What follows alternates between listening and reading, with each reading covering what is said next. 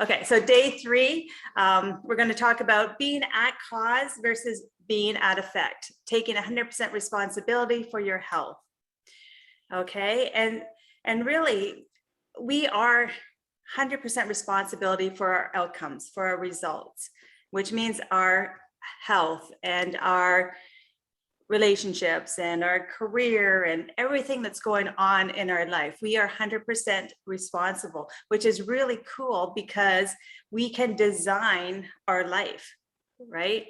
We can design our life the way we want to. We often think, there's obstacles and things that stop us, or, people around us, like my boss will never give me that promotion, or, I'm living with a narcissistic person. And so like, they just, they're just difficult, and I can't have a good relationship with them. But you have control 100% in the way that you converse with people, the way that you take on your health and that identity for yourself. So, we like to blame things on our, health issues that we might have, or poor genes. I was just given a bad deck of cards, right? I got some bad genes, and therefore I'm doomed to have these illnesses, or something else that's causing it, right? And something else that's not making you unhappy. Like, it's not you that's making yourself unhappy, it's somebody else is making you unhappy, or somebody else is making me anxious, or some sort of exterior from you influence that is stopping you in your tracks. But it is us that gets in the way. We get in the way of our own stuff. And so the thing is, knowing that you're 100% responsible for your outcome empowers you to make favorable changes and change, shifts and changes. But not knowing this can keep you on that hamster wheel, right? Running in circles and not getting anywhere. And so after today, I'm hoping that you'll see a whole different way to kind of to present yourself in the world and to be, because really it's an easy shift to do. And once you do it, the results you get are so different. So I do encourage you to take on some of these and practice some of these things that we're going to be talking about today. You might be saying, but. Sorry, if people just keep coming in the room still. So, but, you don't understand. My knees are bad, and I just can't go for that hike.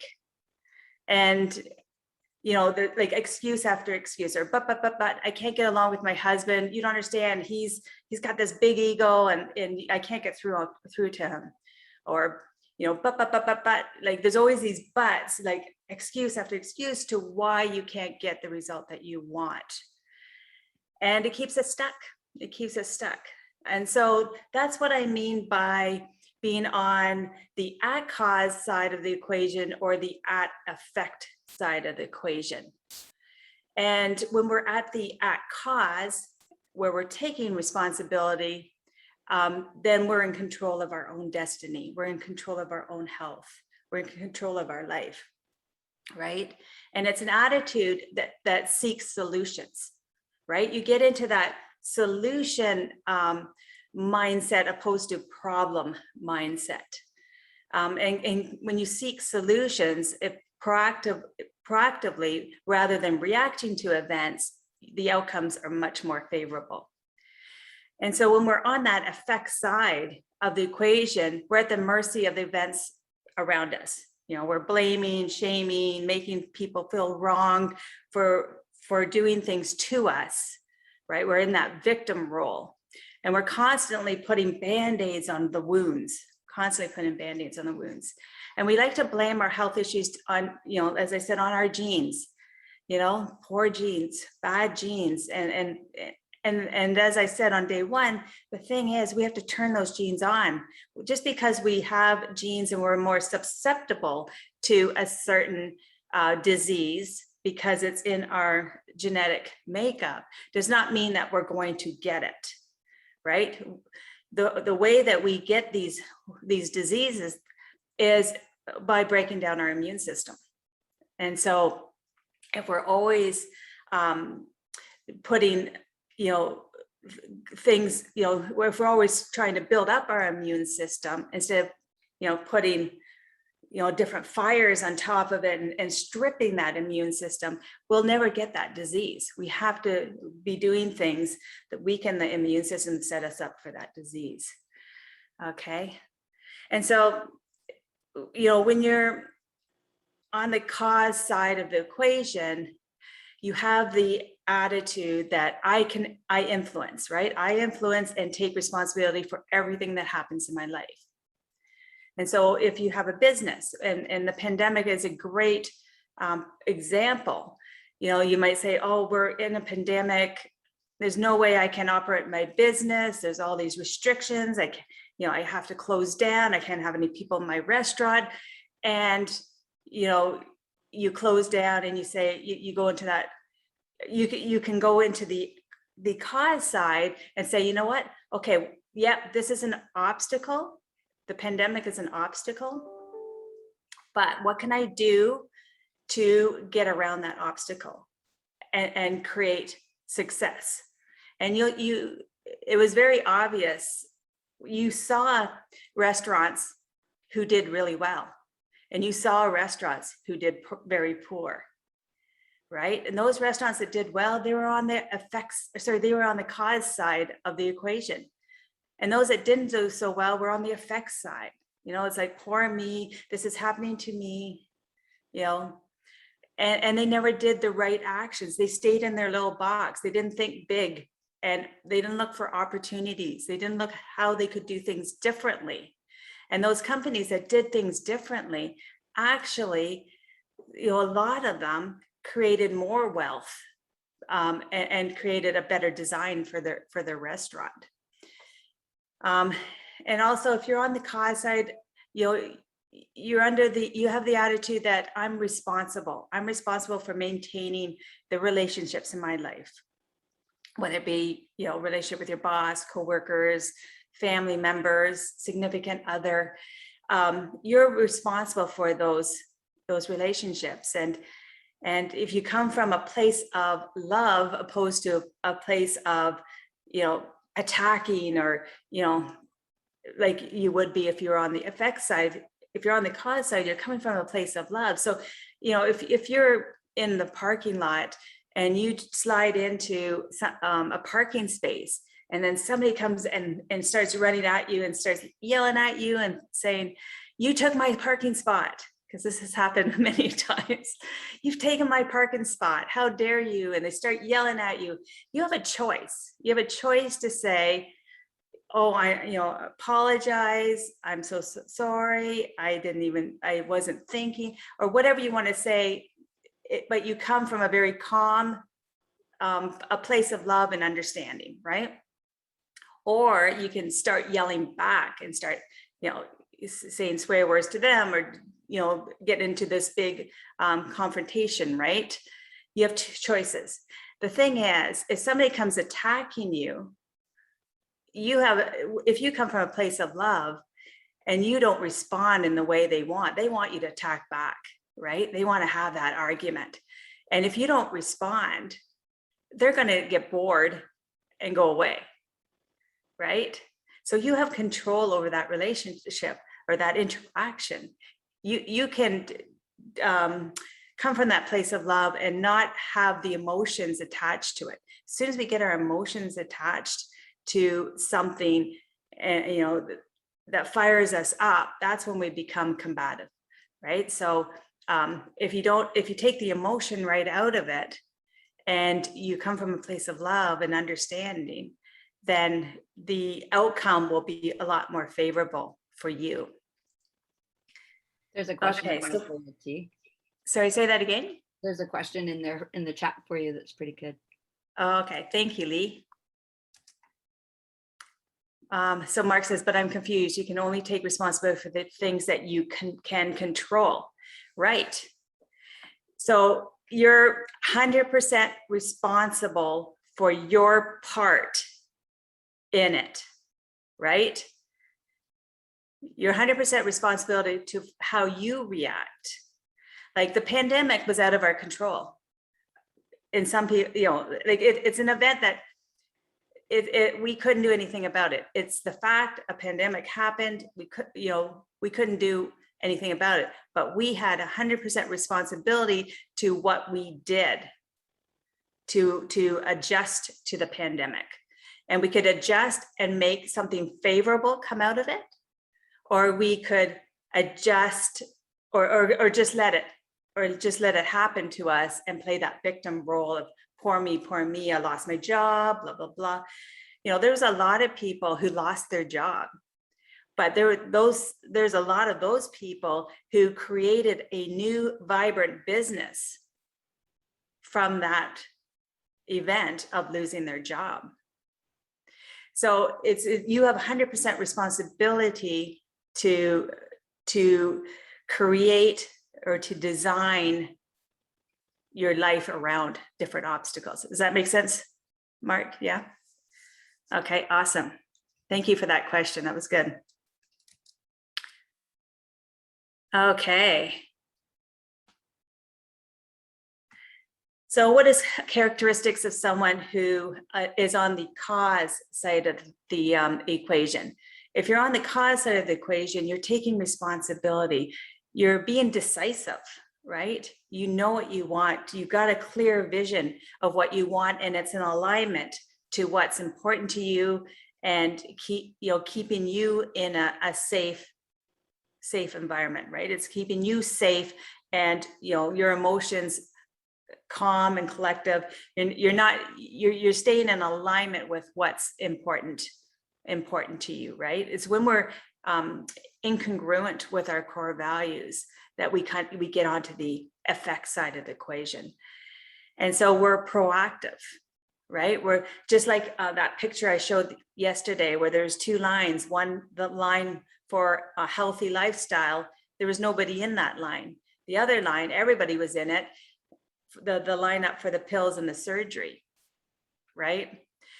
If you take a proactive viewpoint, then you're not going to need pills and surgery, right? If you keep your immune system strong and your body's vibrant and alive and full of energy and working efficiently, you don't need to be in that other line. So being proactive can prevent you from a lot of hardship later on. So being proactive, taking action, they're action takers, right? They don't sit back and sit in that victim role. They're powerful.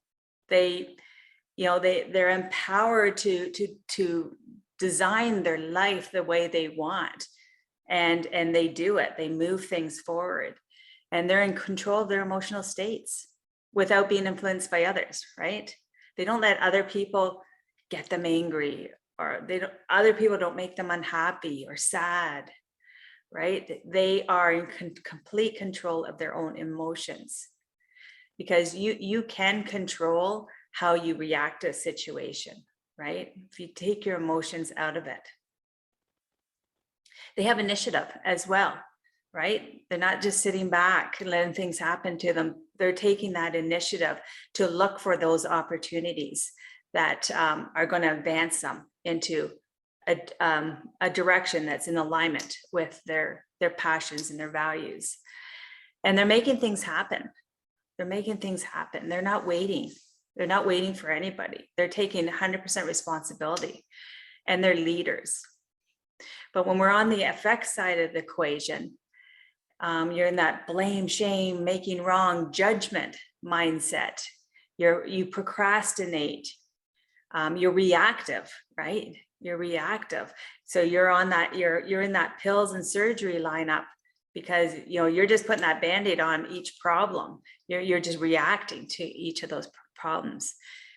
You're in the mindset, oh, I just put up with that, right? I'm just putting up with that. But you don't have to put up with anything. And you feel like you have no choice. I have no choice. I have to do that. You feel powerless. And you respond to other people's emotions, like that person in the parking spot. He comes at you angry.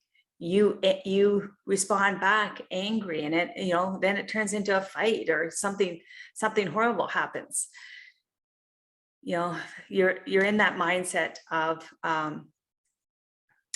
you have no control, right? You have excuses, and you're fatalistic. You believe that all events are predetermined. Just like I said with the genes, you believe that it's, the genes, I was dealt that card, that's just going to happen, right? And then, when we start to think like that, we attract that into our life. And many people have it, and almost like have a fatalistic attitude when it comes to their health, right? A couple of years ago, I went to a seminar by Jack Canfield. Does everybody know who Jack is? Yeah, some people may not. Jack actually, he's an inspirational speaker. He wrote the Chicken Soup series. What the Chicken Soup series? Yeah, so he wrote this Chicken Soup series, and he said, when he started to write the Chicken Soup series, he knew in his heart, in his soul, that people needed to hear that message. The problem was people weren't ready for it, right? So he had his book, and he was going to publisher after publisher, and he was getting no. The book is not going to sell. We're not going to take it on. And he went to about 1,000 publishers. Each one prior said no. The 1,000th publisher said yes. Had he not pushed and pushed and pushed and pushed because he believed that he had something amazing, and found that publisher who would say yes, he wouldn't be where he is today. He's a multimillionaire. He's written hundreds of those Chicken Soup books, and they're amazing, inspirational books. They're inspirational stories about people's lives where good things have happened, right? And so he was on the cause side of the equation. He was not going to give up. He knew he had something. He had obstacle after obstacle after obstacle, but he kept pushing. And he managed to get a yes, and managed to get his book out there to the masses. And he also taught me something that really stuck. And he said, if you have an event, you can't change it, right? You have this event, like the pandemic. Pandemic is a pandemic. Everybody will tell you on March 2020, the world shut down. But so that's the event. That's the facts. You add your response to that event, you get your outcome. So you have an event plus your response equals your outcome. If you don't like your outcome, you change the response, right? The event's stationary. You can't change it. It's facts. It is what it is. But if you don't like your outcome, change your response to get the outcome that you want. Very powerful. Very powerful. It goes back to, what we talked about yesterday with focus and your physiology, right? Focusing on what you are trying to get, and change your response so that happens for you.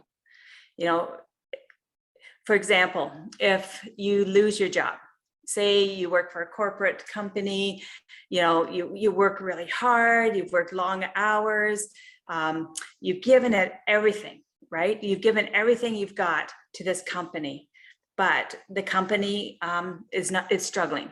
It's not doing well. Their numbers aren't there. They have to make some cuts, and you're on the chopping block. And so your boss comes up to you and says, "I'm sorry, but we're going to have to let you go." So the fact is, the company's not doing well, and they have to let people go, right, to bring their numbers back up. That's the fact. He could have the reaction like, oh, my boss, he never liked me. He's just trying to find an excuse to get rid of me. This is his excuse. I can't believe I put all this work in and he's doing this to me. And you can go on and on. You go home, you mope, you lie on the couch, you just eat bonbons all day, and you don't go out and get a new job because you're so depressed and upset. And so you're unemployed. So your outcome is you're unemployed. Your response is that you're taking the victim role and you're now unemployed. You could take that same scenario where, you know, they have to cut numbers, you're let go, and you could have the response, thank goodness, because now I can do what I really want to do. You know, I can let go of that security of that job. I no longer have that security, but now I'm going to put all my effort into building a bakery. I really want to build my own bakery, and that's what I'm going to do. And so you work really hard, you make the bakery a reality. It happens for you. It becomes very successful. And that's the outcome you get. Same exact scenario, same exact event, but the response is different, and therefore it dictates a different outcome. Right? So we are in control of our own destiny. Nobody else is. We're 100% responsible. We like to blame others or circumstances for a situation, but when we go deep into it, we're 100% responsible, right? And fear of failure and fear of success are the two biggest beliefs that keep us stuck, right? Fear of failing is a big one. And a lot of people have fear of success, right? If I'm successful, maybe people won't like me. You know, maybe I don't want to outdo my parents. I don't want to be more rich than my parents. If you have that mindset, it's going to keep you stuck, right? And the thing is, there's no failure. There's no failure. Look at Jack Canfield. If he looked at all those no's as failure, then he wouldn't be where he is today. Failure is feedback. That's all it is. It's teachings, it's learnings. So if something doesn't work out the way you want it, you figure out how you could do it differently, and then you try it again. And then if it still fails, you tweak it again and you try it again. If you look at any successful business, like really successful business person, they have failed numerous times, right? Numerous times. They didn't get it right the first time. They failed time and time and time again. And that's why they are where they are, because they kept tweaking and perfecting, tweaking and perfecting, tweaking and perfecting, right? And there's no unresourceful people. There are no unresourceful people. There's only unresourceful states, right? Being an unresourceful state of fear of success, fear of failure, that's unresourceful. But there are no unresourceful people. Everybody has their own genius and contribution to the world. It's just sometimes we don't let people see our genius. We don't let people see what we have to offer, because we're afraid. We're afraid of that failure, afraid of that success. Okay. And so what I recommend you do is listen to the languaging that you're saying.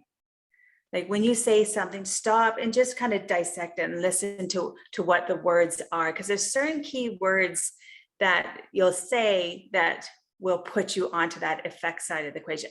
And I'm not saying that you're always on the effect side or you're always on the cause side. You know, you might have days where you're on the effect side, right? But if you can recognize when you're on the effect side and get over to the cause side quickly, that's going to create more success for you, right? And so being able to recognize when you are in that effect side. So if you're saying things like, X causes Y, you cause me to be angry, right? You caused me to be angry, or my sore knees caused me to be immobile, right? Then you're in that, on that effect side equation. If you're saying things like if then, right? If I had a successful business, then I'd be happy.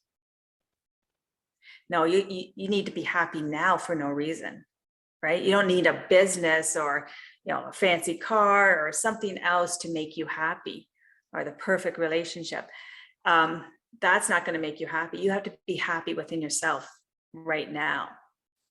Because once you get that business, guess what? You're still not going to be happy because you haven't fulfilled what your needs are to be happy.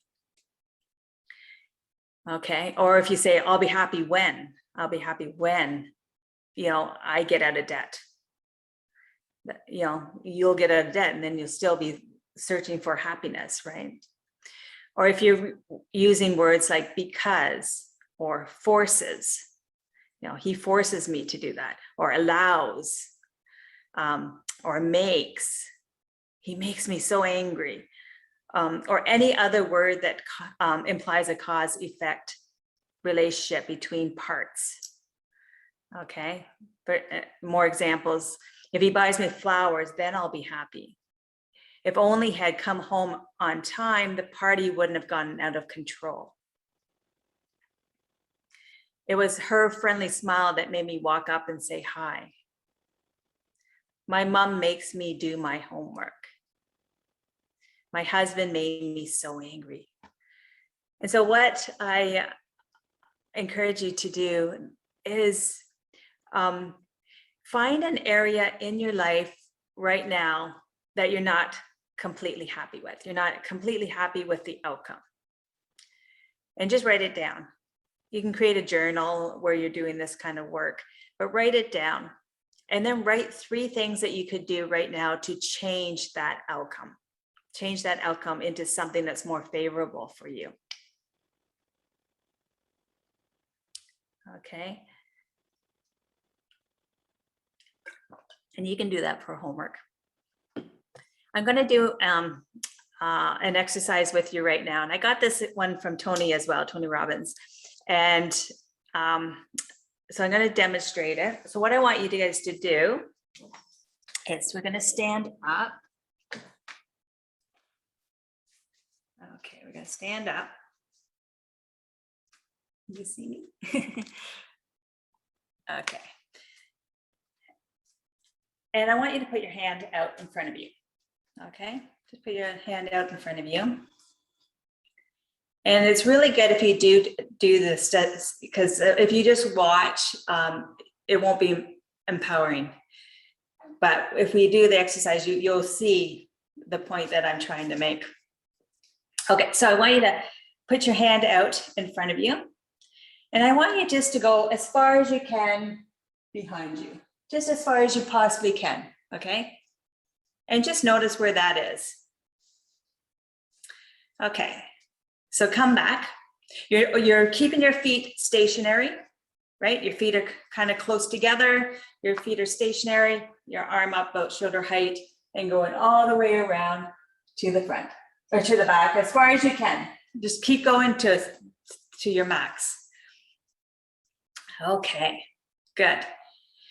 Now, I want you to just stand there, close your eyes, and I want you to envision raising that arm up again. Don't do it, but just envision that you're doing it in your mind's eye.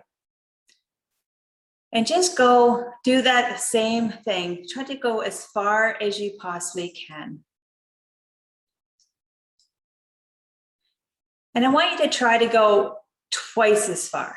Go twice as far this time in your mind's eye. And now I want you to try to go 3 times as far.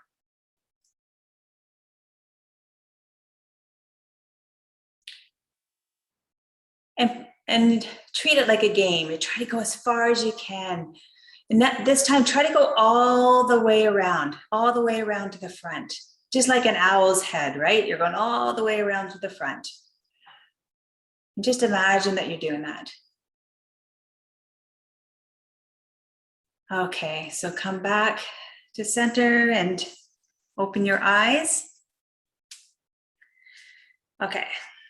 I want you to do that same thing. You're going to raise your arms up and you're going to go as far as you possibly can. As far as you possibly can.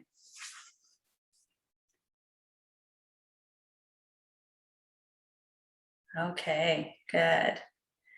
Now just put in the chat, did you go the same distance? Did you go further? If you went further, what percentage did you go further?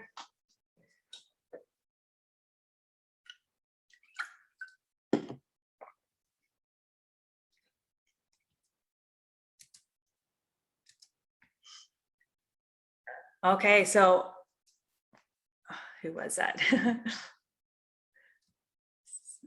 Okay, so Steve said about 15% further, I think. And then Mark said about 10%. Okay, Caitlin said about 15. Savannah about 15, but and then Ellen 15. And Tina went further. And Leanne went about 20% further. Okay, so why didn't you go that far the first time? If you went further, why didn't you go that far the first time? Your potential was the same, right? Because I just had you envision, I only had you envision it, you took action, but you got a different outcome. So why do you think that is? Put it in chat if you know the answer.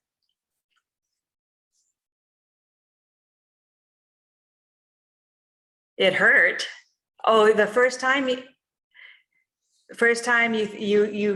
felt that it was going to hurt you. Okay, got it. Yes. Okay, so there was some fear, right? That you might hurt yourself. It was out of your comfort zone. Okay, it's out of your comfort zone. Good. That's awesome. We did not believe that we could go further, right? We had the fear that I'm going to hurt myself. You had the fear, you were worried to go outside your comfort zone, probably for the same reason that it's going to be too far. I might hurt myself. But I didn't ask you to do anything different except for imagine that you went further. And so that is a really good demonstration of how when you believe you can do something, you can do it, right? When you have the belief that you can do it, you can do it. The problem is our fears get in the way and it stops us right in our tracks. So if we can overcome the fear, then we will progress so much better. We'll get out of that comfort zone. Yeah, it might feel a little bit uncertain and scary out there, but that's where real change happens, when you're outside your comfort zone. Most of us stay in our little box, right? Because the fear is too overwhelming. But if we venture out and try to do more, or try to do things where, before maybe we didn't believe we could do, if we just change our mindset to, I believe I can do this, I believe in myself, then it can make enormous change in your life. Enormous change. Awesome. Okay, so what I want you to do for homework is to find that one thing in your life right now that's not going the way that you want it to be going, and then write down 3 things that you could change and start taking action towards it, right? To start taking that action towards making that change into a more favorable outcome. And just to summarize for today's, we are 100% responsible for our own life, our own health, our own everything. We are 100% responsible. And so being on that cause side of the equation is where change happens, where opportunity happens, where we start living an abundant life where you know, we're living high quality life. We're living with aliveness. We're living with vitality, right? When you can stay on that cause side of the equation. So always finding, you know, as I said, failures are only information, and finding solutions to the obstacles that come that you're fronted with on, you know, a daily, monthly, weekly, whatever basis. We're going to have things kind of, you know, we're going to have these obstacles. That's life. But how we react to those obstacles can be transformational. Okay. And as I said, for homework, do that exercise. I think it would be very empowering if you do that exercise, and you'll start to see how just doing these small little tweaks can start to change your life. And so tomorrow we're going to be talking about self-discovery. And I really feel that self-discovery is the highest form of healing, right? Getting really good at going inward and figuring out, you know, where our emotions are, where, you know, there's some discomfort in the body, what might be going on, and being that detective to discovering different things that might not be going right at this moment in your life, because we don't take that time to really do that. So we're going to talk about how we can do that, and because once we kind of understand how we tick and you know what's going on at a deep level, then that's when we can start to make the changes that are going to be favorable for us. So hope to see you guys tomorrow for that. And I'm just going to open it up to questions. If anybody has any questions about today, you can unmute yourself.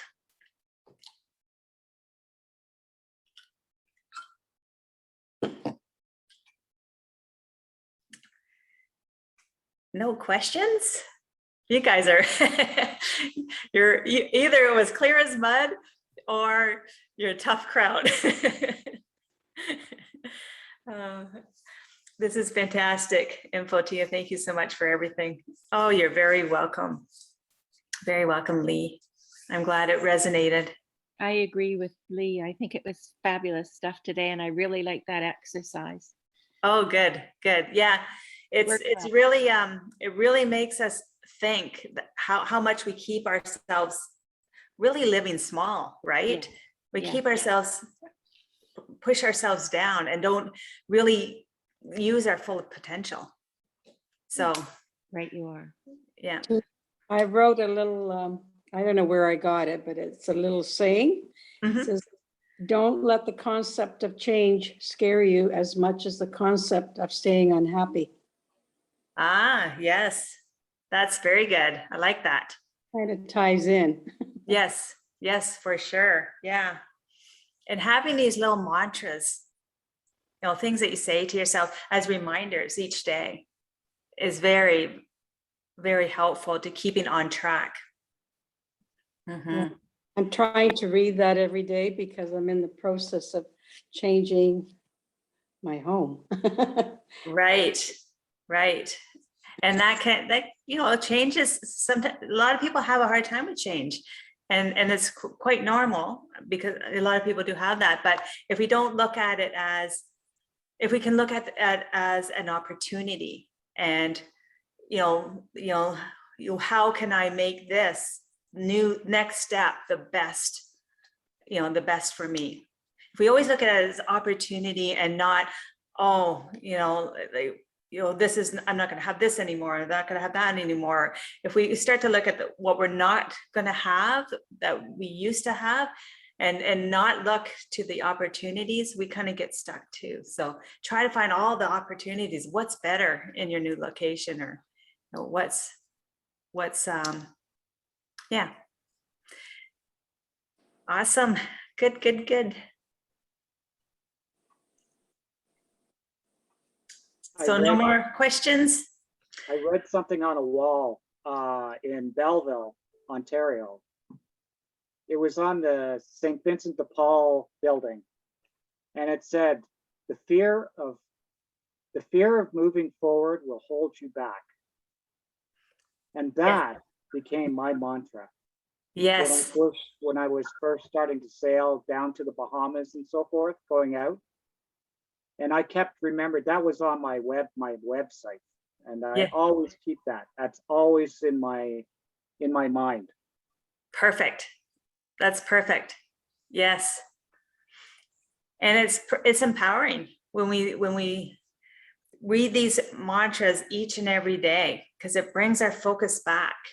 Because as I say, we kind of we get distracted by everything that we're doing throughout the day, and having the, coming back. That's why I think tomorrow's class is so powerful, because it allows you to go inward and really get to know yourself. Because I don't think a lot of people really know themselves, right? They don't know what makes them tick. They don't know what their values are. They don't know, because they don't take the time to really they're just kind of reacting to everything that's being thrown at them throughout the day, right? Yeah, like yesterday afternoon, I'm sorry I'm going here, but No, perfect. I love the conversation. my uncle, we had a bunch of trees come down in a microburst that happened a month ago. There was a lot of damage here, and he's been cutting the trees up, and he's got a tractor. So I said, I've been on this thing before, but I never really knew how to drive it. So I got on it and I said, I'm going to practice. And I started driving it around, figuring out how to move the bucket up and down and sideways and stuff like this. And next thing you know, I'm lifting these really huge logs. And he was showing me how it worked, just telling me, do this, do that. And I learned how to drive the tractor. I was moving these really huge logs around. And then he showed me the throttle. And it was great. I had a great time. I learned how to drive a tractor yesterday. See, you went outside your box. Yep. That's awesome. Yeah. See, and you had a good time. You wouldn't have experienced that if you just said, well, I have fear of tractors, or I don't know what I'm doing. I don't know so how to therefore do I that. Yeah. Yeah, Yeah. exactly. Awesome. Thanks. Well, thank you. Thank you for sharing that. Is there anything else before we wrap up? Let me just check the chats. There's a few I think I might have. You're very welcome. Who was that? Okay, Lee, and then Tina's looking forward to the homework. Awesome. It's a good exercise to do, and it's a good exercise to do often, right? But just taking one thing at a time.